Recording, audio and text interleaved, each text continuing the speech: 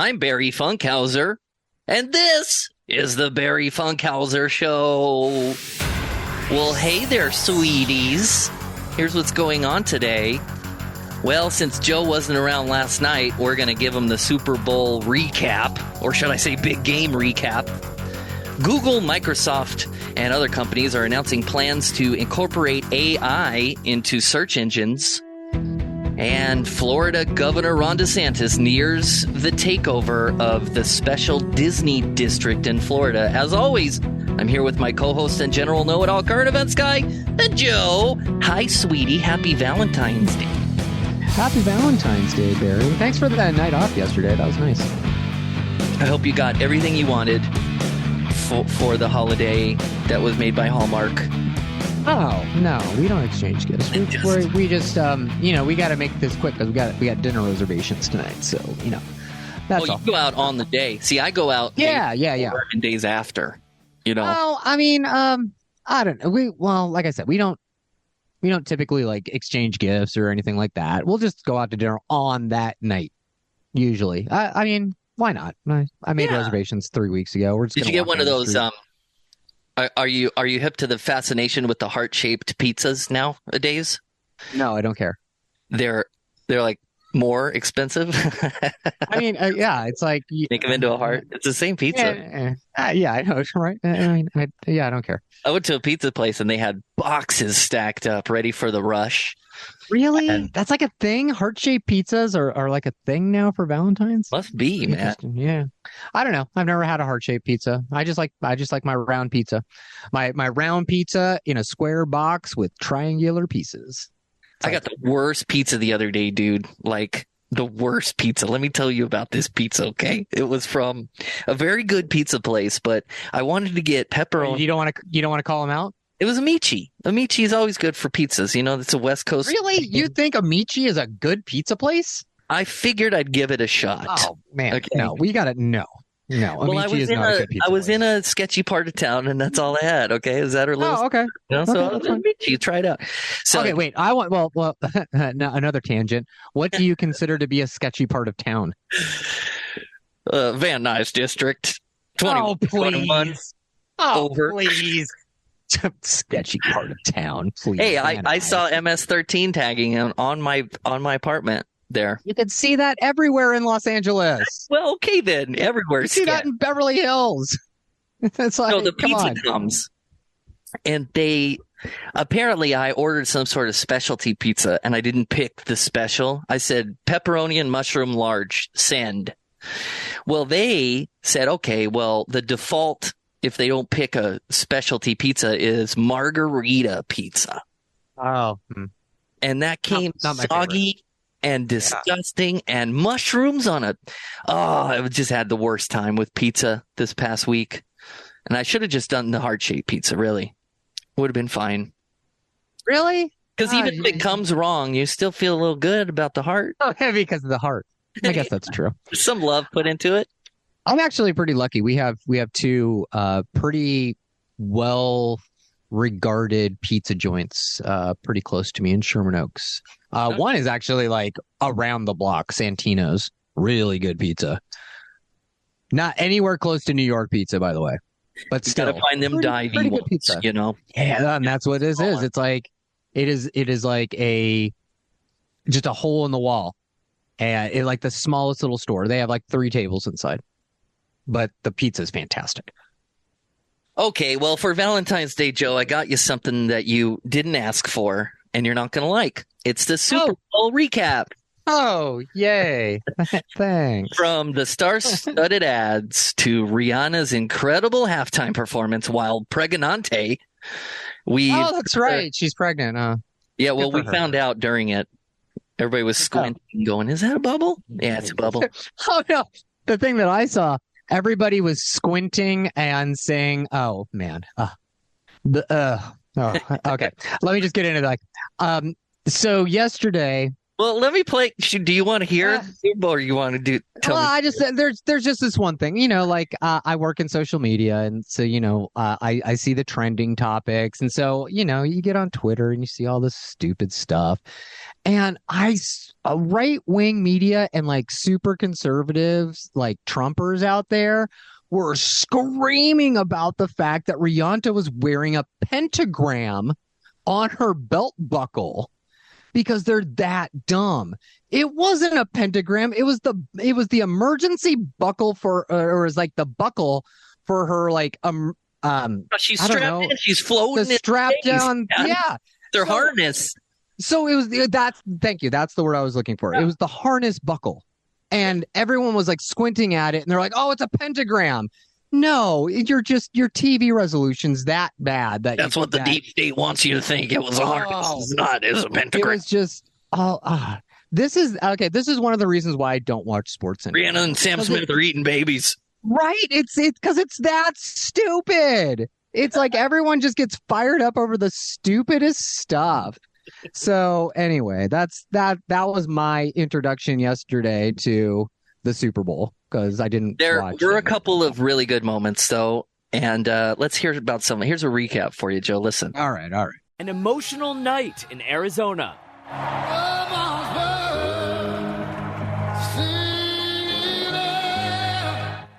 Waterworks for Eagles head coach Nick Sirianni during the national anthem. An immediate win for the internet. Me knowing I have to go to work tomorrow. Me at the end of The Last of Us on HBO, episodes 3 and 5. And more tears for Jason Kelce and Mama Donna after the Eagles' loss. But after the Chiefs win, Travis getting that same support from Mom. The night's big loser, the grass at State Farm Stadium. Players slipping and sliding all night long. And the biggest winners of the night, Rihanna fans, a.k.a. the Navy. Cara Delevingne on the sidelines in a shirt that said Rihanna concert interrupted by a football game. Weird, but whatever. Yellow diamonds in the light, and we're standing side by side. Riri finding love high above the field at Super Bowl 57. Pay me what you wanted. Don't act like you forgot. Unlike the halftime shows in recent years, Rihanna's was a one-woman show. Sort of. Riri revealing a baby bump, simultaneously announcing a pregnancy and becoming the first pregnant woman to headline the halftime show ever. The father of Rihanna's 9-month-old son, A$AP Rocky, cheering Riri on from the field. And Adele in the stands, giving a meme-worthy reaction from her seat, as per usual. And the halftime show's ASL interpreter, Justina Miles, going in.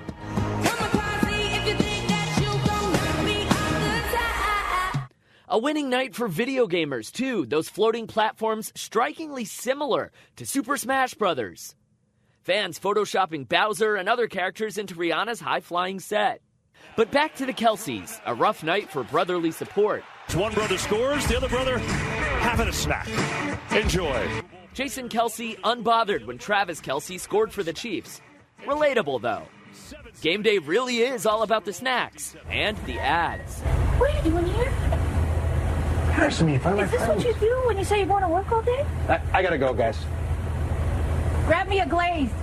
Ben and Jen for Dunkin' and more superstar commercials. Zoolander, a.k.a. Ben Stiller for Pepsi Zero. This is really, really ridiculously good tasting. Cher Horowitz, a.k.a. Alicia Silverstone for Rakuten. I used to be pretty clueless about shopping. Like, when I heard I could save by getting cash back with Rakuten, I was like, as if. And movie fans getting a sneak peek of the final Guardians of the Galaxy. I'm Star-Lord. The upcoming Flash movie. Bruce, I could fix things. You could also destroy everything. And Indiana Jones. What are you doing here? Let's go, yo! Ooh, I'm so excited for Phoebe Waller-Bridge in that. It was also a winning night for Volunteers, a team from the Food Recovery Network, working overnight to make sure the leftover food from State Farm Stadium, items like cheeseburgers, chicken wings, and fresh seafood, doesn't go to waste. This year, the team of volunteers bringing the thousands of pounds of leftovers to the Phoenix Rescue Mission. Love that. That's and I know that Patrick Mahomes is going to Disneyland. I prefer Disney World because I'm really trying to get on that new Tron ride at Epcot. Oh. Disney World always. Disney World always. Although Disneyland's not too bad. It's not that bad. There you have Screw you guys. Disneyland is way better than Disney I agree. World. Yeah. Man, these guys are. That's what happens when you get. I did not care about anything about that. The one thing at the end, I did like the fact that the volunteers were getting all of the leftover food, so there wasn't going to be thousands of pounds of food waste. But all the rest of that stuff, I don't care. Like, I don't care about the Flash movie. Ezra Miller, $7 million for a 30-second ad this year. Don't care. Like, I don't care about the Flash movie.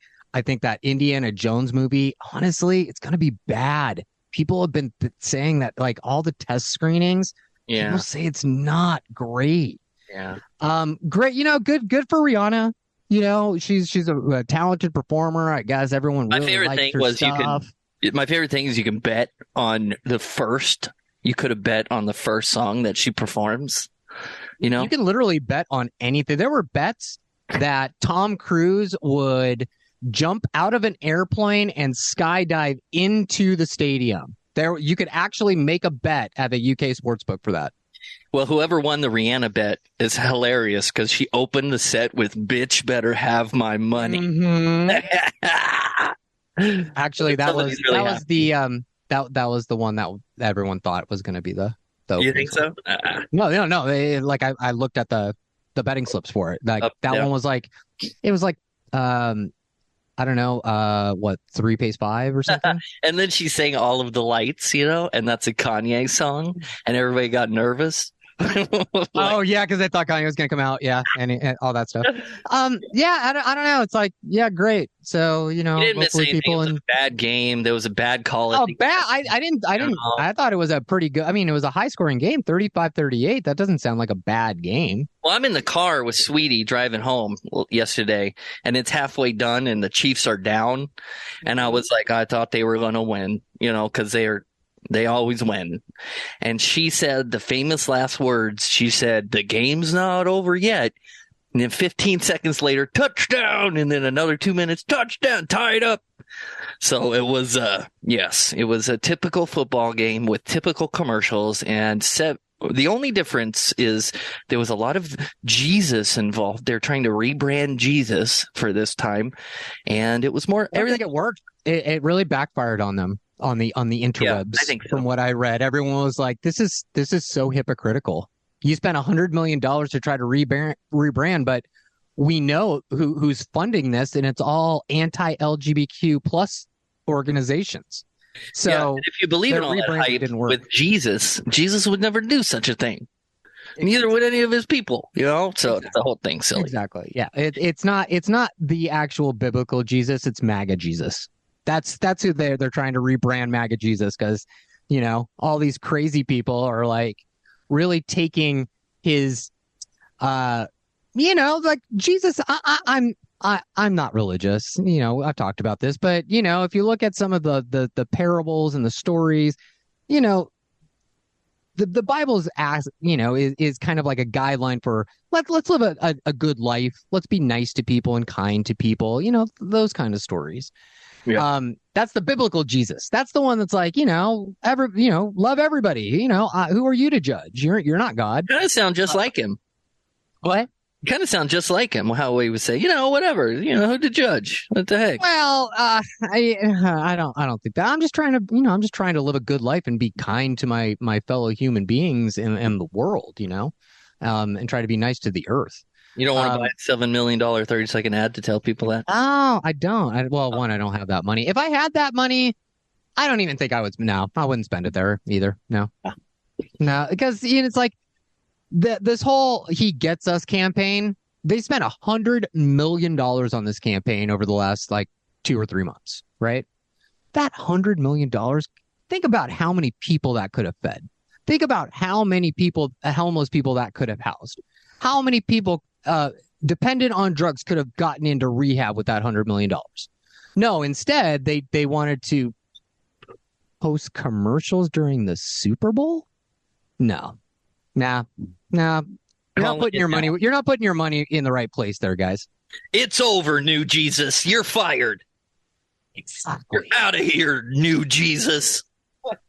All right. Well, The old Jesus is still cool. Jesus is just all right with me, though. I don't know about you. Today's show is brought to you by Wolf Tracks. Unleash the love.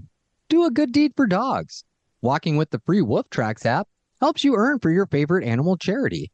Download the Wolf Tracks app, start walking with your best friend, and unleash the love for all dogs. Joe, I'm 6 miles ahead of you. How? I've been doing it. Have you been doing it?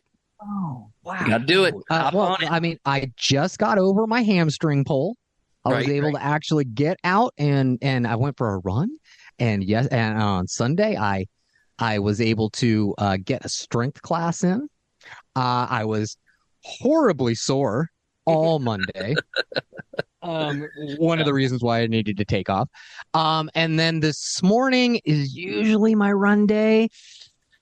I'm not pushing it. I don't want to get hurt again. So you know what? I'm going to download the Wolf Tracks app tonight. And then tomorrow, I am going to go on a 6 mile. You can wait like a week or two if you'd like to. It's fine. Nope. Just get a little ahead because I know I'm going to lose anyway. Nope. I'm just going to catch up in a day. So you're 6 miles in. I'll just go on a 6 mile run tomorrow. Good Lord Almighty. Okay. You got to get at it, man. You got to get at it. Eesh. All right. More news today on the Barry Funkhauser program. Microsoft announced this week that it is incorporating artificial intelligence into its software and search engine Bing as Google raced to announce similar plans. Here's more.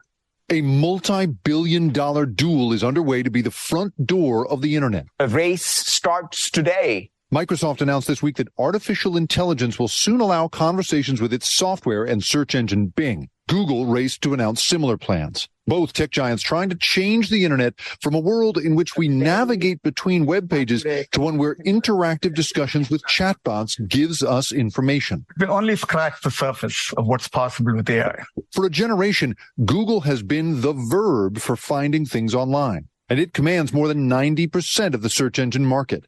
But Microsoft, thanks to its partnership with ChatGPT maker OpenAI, is on the attack. The most profitable large software business is search.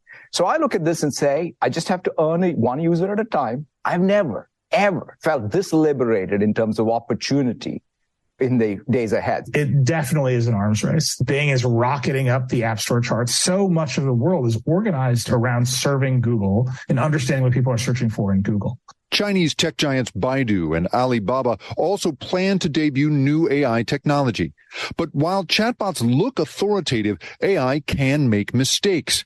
Google's own demo for its new chatbot called Bard included a basic factual error, and research has shown that AI trained to mimic human language picks up our biases. Just having for-profit companies pushing this technology out is a recipe for a multitude of problems. Critics worry the race to make money from AI technology is moving too fast. I would love to hear a CEO saying, look, we've got the research, we're capable of making it, but we're pausing, and we urge others to do so as well, instead of just saying, oh, we're going to outrace the other. But with billions at stake, the race is already on.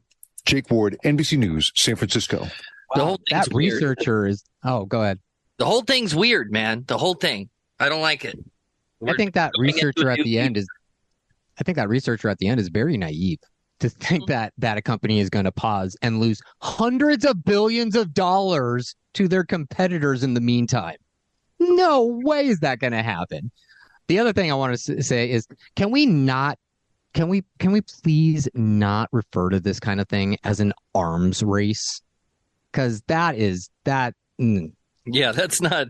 No, it is not an arms race. When we have actual wars going on in the world, we got to be way better about the analogies that we use. This is not an arms race, okay? An arms race is what's happening in Ukraine right now. Yeah. That's an arms race. But by the way, I wanted to tell you, I got you a balloon for Valentine's Day, but it never arrived. Something happened to it on the way. I think it was shot down. I kept ordering though. I kept ordering, thinking that it would come, but it's just never arrived. I don't know. One got shot down over Canada. One got shot down over Lake Michigan. One got shot down over the ocean out of South Carolina. Man, what are you doing? I still have hope that one will make it to you, Joe. Can't you just use Amazon Prime and just have it delivered by truck? Does it need to be delivered by balloon? Does a balloon need to be delivered by a balloon? Well, if you want the balloon filled with Amazon driver pee, yeah. No. My thing about Bing and AI, it's I don't think it's going to move the needle. I'm not going to. I don't use Microsoft products. I do not trust Microsoft. I don't like Microsoft products. I don't use them. Yeah, let's all go to Bing in one big. And it doesn't, and sure, Google lost $100 billion off their stock price because of their AI error, but I am confident that Google will get back into the fray. I feel like Google kind of got surprised by this. I think they were resting on their laurels, saying, "Hey, we're Google. We own 90% of the market share. We don't have to do anything." Well, now they have to do some stuff, but then they moved too quickly, and their AI chatbot got caught in a factual error, cost them $100 billion off their stock prices. But I'm still not going to use Bing. Yeah, I know. Like, what? You can put anybody to promote Bing. Like, what is going to get people to Bing? Nothing. Not one thing. No. Does another country use Bing? Is it like big in India or something? Like, I don't get it. I don't know, but I don't think that they own the market in literally any country. Maybe Jersey. Bing. Bing market share by country. Hold on, let's see. Oh, hey, now we're getting. Here we go. Yeah, here we go. This is actually really strange. China. Bing has 30% of the search market in China. More than Alibaba, more than Weibo. And not really this is 30% in the United States, so not really that surprising to me. It's the second economy. I don't know. It's surprising to me that Chinese people are still using. It's surprising to me that Microsoft is going, well, if I'm going to expand, I'm going to the second biggest economy, and I'm going to hype that. So they probably did a lot of marketing there, more than here. I mean, sure. I mean, it's strange to me that India isn't popping up though. From Google, Germany. Germany has Google has 80% of the market share in Germany. They have 75% in the United States. It looks like they have Bing after China. Bing falls off precipitously. We're talking it goes 30% in China, 29.5% in the United States, and then Japan comes in at less than 4%. So there's a huge drop off there. Anyway, I have seen the results. You basically ask the question, and instead of returning a list of websites that you can look at, it'll just give you a paragraph and bullet points to summarize what you need from all that stuff. Or you could just go to Wikipedia. And it does it for you. And it does it for you already. That's what I do. I just whenever I need to know something, I just Google that and then put wiki at the end. And I just go right to the Wikipedia page. 99.9% of the time, Wikipedia is correct. As nature intended. That's how it should. As nature intended. Now, let me ask you an important question. Have you ever donated to Wikipedia? Oh, actually, yeah. You have? Wow. Yeah, $20 a year. Pretty good. You write it off. I use Wikipedia I do write it off on my taxes. Good. But yeah, Wikipedia is one of the only places online that I actually donate to on a regular basis. Good to know. You're one of the good ones, Joe. That and the NRDC. Not Jesus? No Jesus donations there online? With the new Jesus? No. Neither? I would rather give money directly to somebody who needs it as opposed to giving it to a charitable organization who says they're going to help people. Yes, facts. All right. More news today on the Barry Funkhauser Show. Now, this one will enrage you, Joe. Disney could soon be losing control over a piece of its Magic Kingdom. Listen. Disney could soon be losing control over a piece of its Magic Kingdom. Florida lawmakers voted Thursday to give Republican Governor Ron DeSantis increased influence over the Florida theme park's self-governing district. CBS News national correspondent Manuel Bojorquez joins me now for more. Manny, what exactly does this plan do, or would it do if it gets to the governor and he signs it? Well, in this special session, essentially the GOP-controlled legislature has gone one step closer to giving the governor control over the board of that self-governing district that Disney currently presides over. Disney entities currently choose who is on that board, and this is a board that essentially does planning and urban development, has a fire station, a police department in the area around the park. Well, the legislature is a step closer to giving the power of appointing those board members to the governor after that very public feud between the governor and Disney over the so-called Don't Say Gay law, the parental rights in education law. And is that what this is all about? So presumably if the governor has control of the board, he can make life sticky in the future for Disney. But is that what this is really all about? Basically just this feud when Disney spoke out against that law and DeSantis is repaying them for speaking out? That's how many people are looking at this. Now, our understanding is it won't change how the district operates necessarily, but it will give the governor the control over who is on that board. This was established in the 60s as a way for Disney to be enticed to move into this area. Of course, it's created so many jobs there. This wasn't necessarily up for public debate until Disney voiced opposition to that law, which prohibits instruction of certain issues in grades K through 3. So it's widely viewed as retribution, although you have many on the GOP side who say that this essentially is removing an unfair advantage that Disney has over other parks in the area. Bob Iger has come back to head Disney since this spat broke out. It'll be fascinating to see what he does in the next response from the company. Manuel Bojorquez in Miami. Thanks so much, man. Okay, Joe, do I care? I mean, I listened to that story and I was thinking to myself, I really don't want the government taking over Disney. And then I thought about Disney saying, boy, Disney's big. So there's two big giants fighting over control. And it's like, I don't think there's a winner in the fight. You know, Disney's going to win. Disney is going to win. You think so? Disney is going to win. People have so much love for Disney. If they give them the board, like they're going to give them the board. Disney will win. No, because Disney will fight back. Disney will make life miserable for people in Florida, especially in the legislature. Like they will get people on their side because people love Disney. Why do I not Disney understand Florida? Because Florida sucks. What the hell's going on? Because they're so dumb. It's a lot of retired people who have a lot of retirement mentality about boomers suck. And here's the thing. This special district, there are like 100 of these in Florida. This is not a strange aberration that Disney controls the Reedy Creek development area. They're literally like the villages, you know, like that retirement community that has hundreds of thousands of like Trumpers that live there. All the old retired people go down and live in the villages. They have their own special tax district.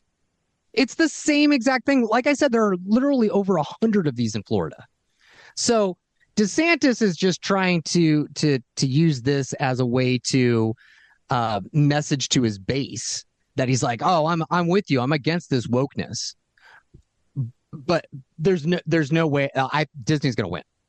Okay, so they have dissolved the Reedy Creek development, blah blah blah blah blah. Okay, well then all of the taxes for that district, which equal $1 billion, now need to go and get transferred to all the counties. There are like 3 or 4 counties that are part of this special district, right? So now they're trying to get back in session to try to flip all those taxes back on Disney.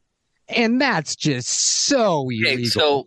So Disney's going to win. Disney has so much money and so many good lawyers. All they have to do is close Disney World.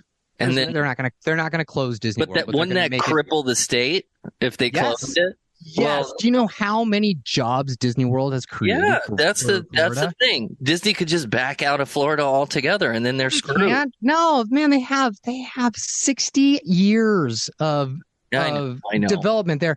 It's like saying, why don't they just close down Disneyland? No, you're not going to close that. How would you even do that? I'm just saying politically to prove a point that they're, that leave us alone or we'll shut it down kind of thing. Oh, no. The fact like Disney will figure out a way. Disney is going to win. They have so much goodwill in the community. People don't care about this woke. Like this whole argument from DeSantis and the Florida legislature, people don't care. People literally don't care unless you're like super far right and like way into all that conspiracy theory stuff. No one thinks Disney's woke and trying to indoctrinate their children into gayness. That's the stupidest thing. It's all just signaling. It's all just signaling to the base. That's all this is. So what you're saying, Joe, is no, don't poke the giant. Ha ha. We'll kill you. Exactly. Ha ha ha. We'll cripple your economy. You got to work on your Mickey. Yeah. But yeah, no, seriously, Disney's going to win this. Okay, good for Disney. All right. Well, I just hope I want them all to get along and love each other, especially today. Today's a good day, especially for the Hallmark store in the mall. I don't know if you've been there lately, but boy, howdy, have they changed. And they're really trying to get you. And when you go down any street around Valentine's Day, there are massive structures built with flowers that you can buy and giant teddy bears everywhere. I don't know if we're going to see them tomorrow. Do you think you'll see them tomorrow, Joe? Just like discarded? Yeah, like 50% off discount, please. Oh, yeah, you get a lot of that stuff. I think I don't know if people are going to be splurging on the flowers and the teddy bears and the Build-A-Bears and all that and the chocolates. People are still feeling like there might not be a lot of inflation, like, from the government side. They're saying inflation didn't really happen.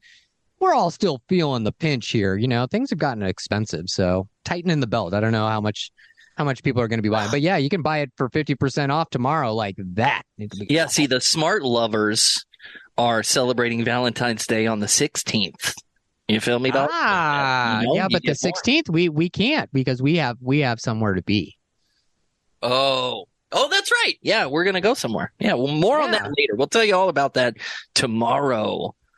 Thanks for listening. This is the Barry Funkhauser Show.